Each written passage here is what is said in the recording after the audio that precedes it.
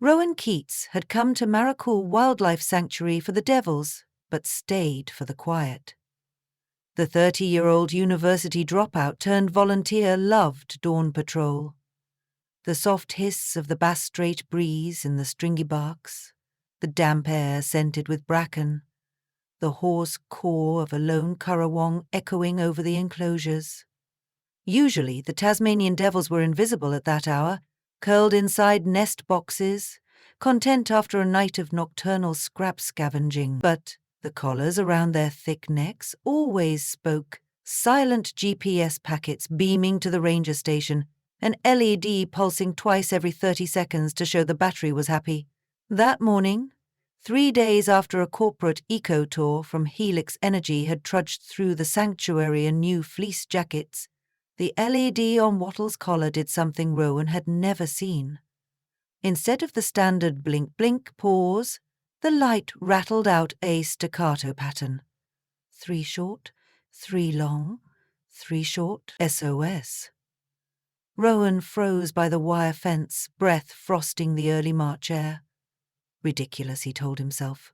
The collars were simple: location, heart rate, battery status. Certainly not Morse code.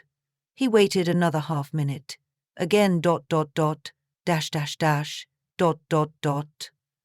Rowan pulled out his field notebook and sketched the timing.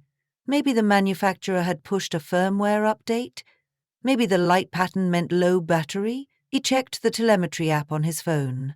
Wattle's collar read 78%, strong, no alerts.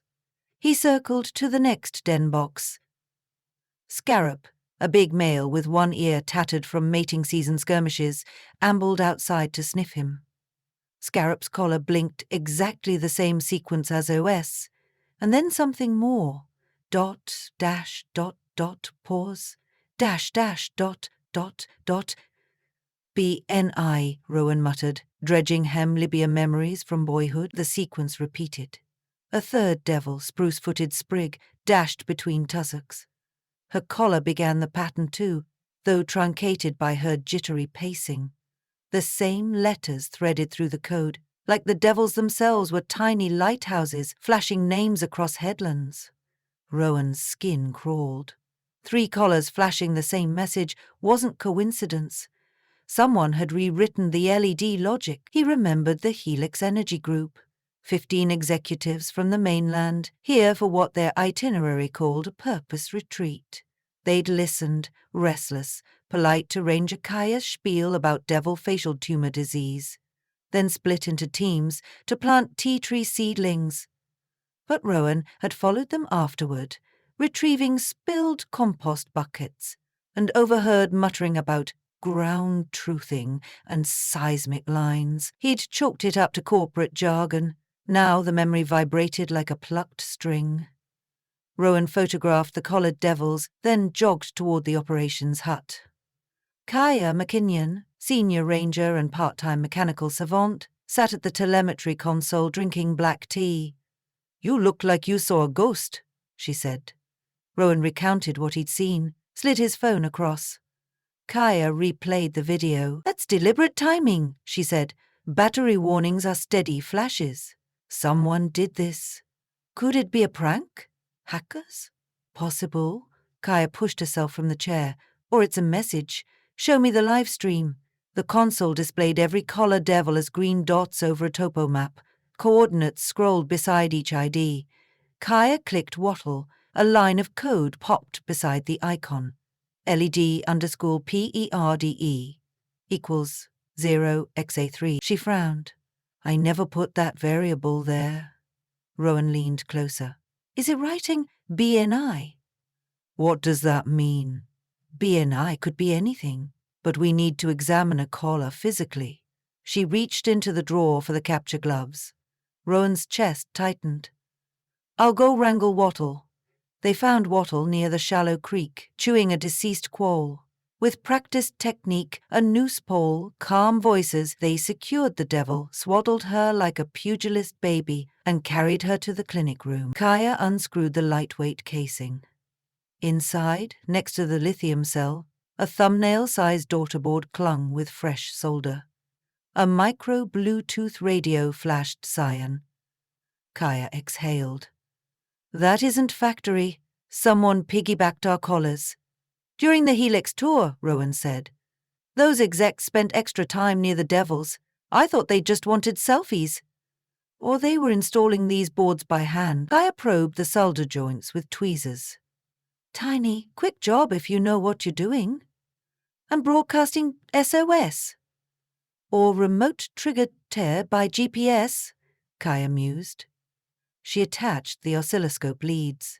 Look, the board is powering the LED pattern and broadcasting a BLE beacon advertising something called BLEP on, an abbreviation for a site.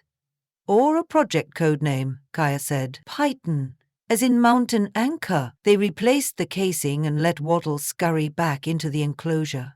Kaya called up the logbook. Where did Helix go after leaving us? Remember they asked about restricted tracks? We told them the old logging spur was closed. Rowan nodded. Toward Firedrum Bluff. There's a limestone cave system up there. Baina Caverns. Bay-Aina, Kaya said slowly. B-B-E-I-N-A. If you drop the vowels B-N, Rowan's scalp tingled. And I could be bolts of the same cave sequence in the code. The Devils are telling us Baina. Or whoever inserted the boards is marking the connection. Helix must want something under that cast, Kaya said, and the Devils gave them an excuse to enter under an Ekator banner. She keyed coordinates from the last telemetry ping. Wattle, Scarab, and Sprig ranged closest to the sanctuary's northern fence, the one abutting State Forest. Those 3 Devils show identical paths last night. The track crossed the fence, followed the disused spur, and stopped near the Baina entrance before looping home. They were couriering, Rowan realized. The collars showed the way like breadcrumb neon to the cave, or they auto-activated LED Morse once they crossed a geofence, Kaya said. An accidental alert? Rowan grabbed his jacket. If Helix is messing with Devils or Habitat, we have to check. Kaya hesitated. Technically, we'd need Park's approval. But if the company's already been in restricted zones, Rowan looked at her. You know regulations, I know the terrain. Let's go before evening when Devils roam again. She nodded, eyes bright. Gear up.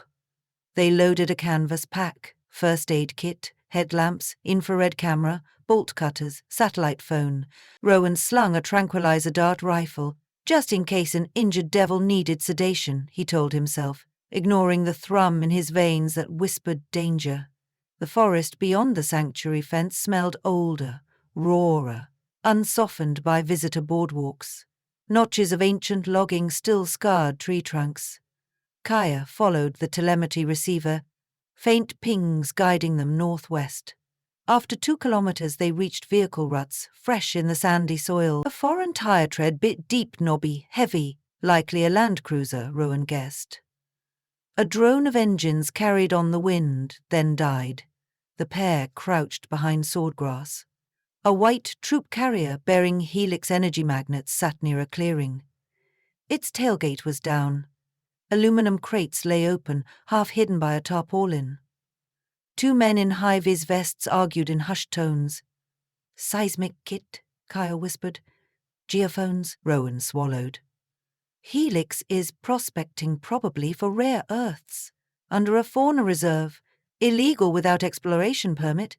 And the Devil's collars, moving GPS beacons. They can map subsurface reflections under known animal paths. They piggyback natural corridors for a survey grid. Cynical brilliance. Why the Morse SOS then? Kaya's jaw set. Maybe there's dissent inside Helix. A hidden whistle-blow coded the alert, hoping we'd notice. Rowan glanced through binoculars. The Helix men lifted another crate-caged metal sides. Straw bedding. Something black and struggling inside. Jesus, Rowan hissed. That's a devil. The animal thrashed, jaws gnawing wire. A pink ear tag glinted. Scarab. They'd taken him between Dawn Patrol and now. Kidnap, Kaya said. They'll plant devils deeper to justify entering protected sites, claiming monitoring activities. Rowan's pulse hammered. We have to get him out. Kaya scanned the scene. Besides the two men, a woman in office clothes typed on a rugged tablet. Behind her, the limestone bluff rose like a whale back, entrance gaping dark. "We cause a distraction," Kea said. "I cut the cage, you grab Scarab and dart him if needed. Then we haul him home and call Environment Tasmania with evidence." Rowan eyed the distance, 30 meters of open ground. "Need a noise big enough?" Kaya smirked and unhooked a flare from her pack. "Crafty ranger," Rowan said. She crept wide through undergrowth, signaling Rowan to loop opposite. Wind rustled leaves, but no birds chirped. Even the bush seemed to hold breath. Kaya popped the flare behind a stump and rolled it downhill.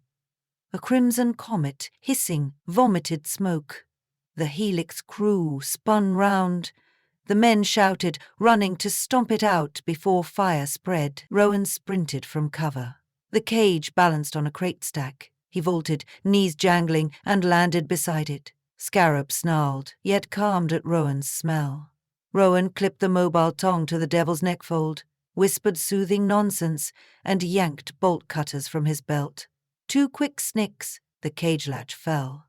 Voices barked behind him. The office woman had seen. Rowan scooped Scarab and muscled, wriggling 22-pound marsupial against his chest and booked it for the tree line. Sticks whipped his shins. Scarab's claws scraped his jacket, but didn't break skin. Gunmetal thunder cracked, the helix vehicle roaring to life. Kaya darted from the opposite flank and joined him on the old spur track. "They're coming," she said, panting. Rowan nodded toward a side gully choked with bowra. They plunged in. The troopy's engine neared, but couldn't follow through tight saplings. The devils had chosen these corridors wisely. A kilometer later they stopped, gasping. Rowan set Scarab down. The devil waddled, sniffed, and dashed into scrub. "Good boy," Rowan wheezed. Kaya checked GPS. "We're closer to Bena entrance now than Sanctuary. Maybe safer to cut through the cave network. Helix will patrol roads." "Cave," Rowan repeated. Not thrilled. Underground spaces felt coffin-like to him. Kaya gripped his shoulder. "We can gather proof, seismic gear, illegal drilling, then surface near the river and circle home." Rowan thought of the devils, exploited as biological mules. He squared shoulders. "Lead on." They reached Boehner's moor. Limestone teeth, breath of cool, damp air. Graffiti of fresh boot prints peppered the clay. Inside, headlamps probed cathedral darkness. Drip water plinked from stalactites. Soon machinery hum joined the echoes. Around a bend, floodlights illuminated a chamber-turned lab. Laptops on folding tables, cables snaking to boreholes drilled into the rock. Helix logos everywhere. 2 engineers monitored screens, oblivious. Kaya filmed with her phone. Rowan saw crates labeled core samples, knee/tar, niobium, tantalum, critical for electronics. Extraction rights here were non-existent. A side alcove held 3 more devils in cages, Sprig Wattle and a juvenile named Lint. Their collars still flashed frantic Morse. Rage blossomed in Rowan's gut. He fingered the tranquilizer rifle. Kaya touched his elbow. Evidence first. They recorded serial numbers, document tags. Then Kaya pointed at a vertical shaft where cables descended. They drilled into aquifer, contamination risk for the sanctuary wetland. Sudden footfalls reverberated. The engineers looked up. One cursed and grabbed a radio. Rowan and Kaya darted behind a flowstone curtain. Voices shouted, flashlights scanned. Rowan's mind raced. They needed an exit. Kaya whispered, "Spiral chute behind us, leads to the river ridge. Tight but passable." Rowan glanced at the caged devils. "We can't leave them. We'll free them en route." She loosened the first latch. Bottle bolted into gloom. Lint hesitated, sniffing Rowan's boot, then scurried after. Rowan hefted Sprig, who had a limp. He placed her inside his zip-open parka like a living hot water bottle. Lights neared. Kaya tossed her flare down the main chamber. The engineers ducked, shielding eyes. Fumes filled the air. The volunteers slipped into the narrow tunnel. It pinched shoulders, forced crouching, then crawling. Sprig huffed quietly, maybe grateful for warmth. Behind, metal crashed. Helix crew wrestling equipment maybe, or giving chase. After 15 minutes, the tunnel angled upward. A pencil of daylight pierced the darkness. They emerged onto a moss-slick shelf above the Pidgey River gorge. Sun had dipped, coppering clouds. Below, rapids foamed white. Rowan and Kaya scrambled down a goat path. At river level, they crossed on stepping stones half submerged. Spray chilled Rowan's cheeks. Foot slipped, but he kept balance, clutching Sprig. On the far bank, ragged peppermint trees concealed them. They hiked southeast until sanctuary boundary sensors dinged on Kaya's handheld. Safe? Not yet. Camp lights of Marrakul winked soon after dusk. They deposited Sprig into quarantine pen. Wattle and Lint had presumably followed scent trails home. Devils were good at that. Claire synced her phone to the operations PC, uploaded video, GPS logs, collar firmware dump. Then she called Regional Manager Pemberton of Environment Tasmania. His sleepy voice sharpened while listening. At midnight, uniformed wildlife officers arrived with 2 constables. Rowan replayed the footage on a projector, highlighting collar tampering, illegal drilling, cage theft. Pemberton swore softly. He dispatched an interception team to Bayna. Ha. Rowan finally slumped onto the office couch, muscles molten. Yet sleep wouldn't come. Images looped. Scarab's frantic eyes, collared LEDs pulsing SOS like cosmic code. Helix men arguing over seismic lines. He rose and went outside.